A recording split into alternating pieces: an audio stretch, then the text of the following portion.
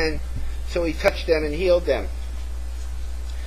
Mark 9:22, the father of a demon-possessed son begged Jesus for compassion, so Jesus cast out the demon. Matthew 18:27, the master of a slave unable to pay a huge debt had compassion on the slave, so he forgave the debt. In most every case, the result is similar. Loving but costly action followed the compassion emotion. Jesus was so moved by the leper that he touched him. There is possibly no more provocative phrase in the New Testament to a Jew than Jesus touched the leper. His ministry of touch was unheard of in that day. Lepers had to wear torn clothing, let their hair grow unkempt, cover the lower part of their faces, and cry, "Unclean, unclean," when in range of people. Typically, Josephus, the Jewish historian, tells us they were treated in effect as dead men walking. It was thought that the lepers had contracted the disease because of some great personal sin. Hands-on healing was unknown in the Old Testament. In rabbinical literature, Ken Huge's commentary on Luke Volume 1, Crossway Books, some Jewish rabbis even threw rocks at the lepers to keep them at a distance. And Jesus violated every cleanliness law on the books when he touched that leper. It seems that the term felt compassion is an action-oriented term that requires a willingness to engage brokenness, pain, suffering, and even one's enemies or socialites, outcasts. Look for yourself. In every case, positive action resulted from emotion. The point of all this external work is just to get you to agree with me that the phrase, "he was moved with compassion," in a Good Samaritan story, Luke 10:33, is an extremely pregnant term, packed full with meaning. It is an action-oriented phrase, a schedule-changing, priority-shifting, even potentially reputation-damaging kind of phrase. Is anybody besides me getting uncomfortable? Let's get back to our story. See how compassion affected the Samaritan. He met a full variety of needs: friendships, advocacy, emergency medical treatment, transportation, considerable financial assistance, and even a follow-up visit. He risked his safety, delayed his schedule, and got dirty and bloody through personal involvement with a needy person of another race and social class.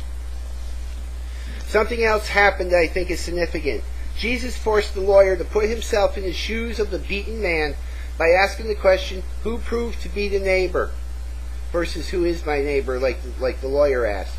Obviously, from the half-dead man's perspective, the despised Samaritan was the true neighbor because he fulfilled the essence of the second half of the law.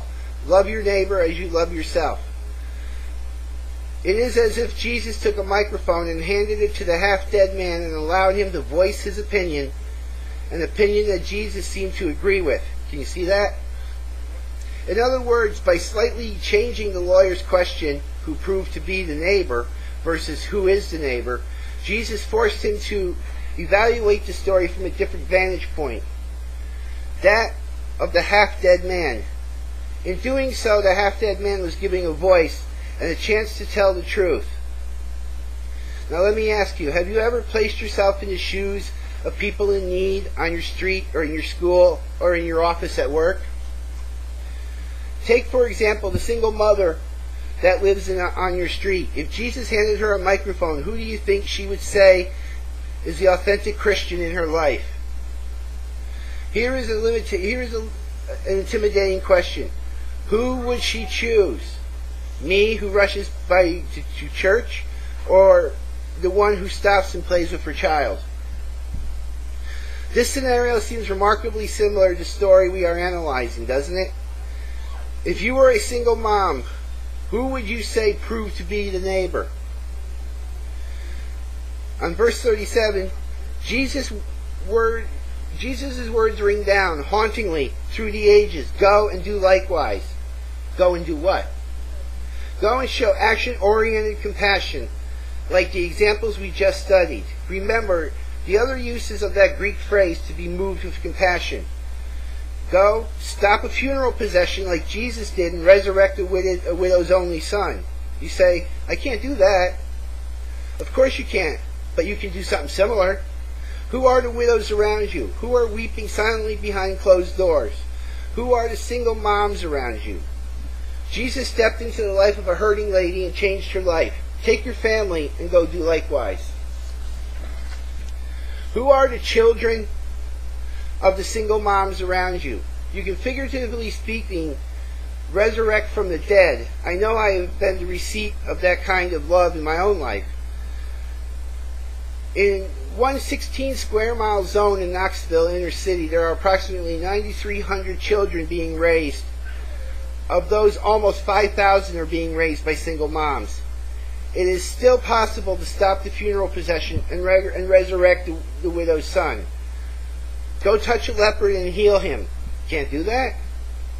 Well, let me ask you, what is it that everyone avoids at your school or college or office or neighbor or in your church body? I believe that inasmuch as you reach out to society's outcasts and even your own natural enemies, you will be obeying Jesus' command to go and do likewise. Who are the natural enemies? We all have them. Who do you despise? Go see the crowds who still wander around like sheep without a shepherd. Open your eyes to the lost around you as you go about your daily lives. They are still there. The crowds still wander like sheep without a shepherd in your world today. Ask God to help you care. I often implore God to warm up my cold heart for the lost around me. I have such a cold heart so much of the time. Go run after the prodigal like the father did. Give up your dignity, swallow your pride, run, embrace the prodigal. Put a ring on his finger, a robe on his back, kill a fatted calf. Let your emotions show and change his or her life. Who are they? I saw them when I did my research on Knoxville. I visited the runaway shelter. I've walked the streets and seen the kids selling drugs. I saw the kids in maximum security detention facilities that no one cares about anymore. Who are the prodigals in your life? What about the family members who are the black sheep? Run after them. Pray for them. Care deeply. Let them see as you weep. Go feel the pain and suffering people with a sense of urgency. Do something positive like Jesus did. Go and really care deeply and profoundly. Let compassion impact your life. Stop you in your tracks and change your plans. This is a good and proper. This is what the real Christians do. Don't forget how rare that particular Greek word is. It is only used 12 times and only to describe a special kind of compassion that originates deep within you and has tangible consequences in the lives of those being helped. Let me give you some walkaways. In other words, remember these 4 points when you walk away.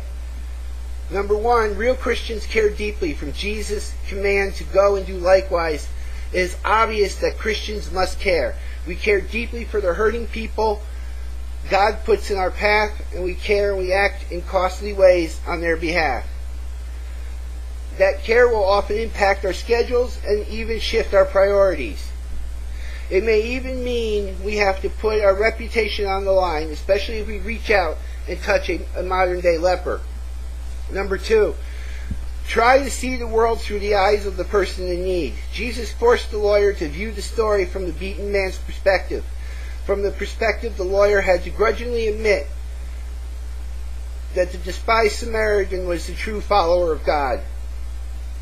That new perspective forced him to see something he never saw and to admit something he never would have admitted before. From that, I conclude that Jesus would have us put ourselves in the scandals of the beaten up, half-dead people we meet along the way in life. We are to try to see life from their perspective and to treat them as we would want to be treated. Who are the beaten up, half-dead people on the Jericho Road in your world? They are the abused, the divorced, the lonely, the addicted, the refugees, the HIV patients, the poor, the orphans, the ones without the gospel. You get the picture. They are all over our community. Number 3, only real Christians go to heaven. What do I mean? Simply this: Jesus told the Good Samaritan story in response to the question, who is my neighbor?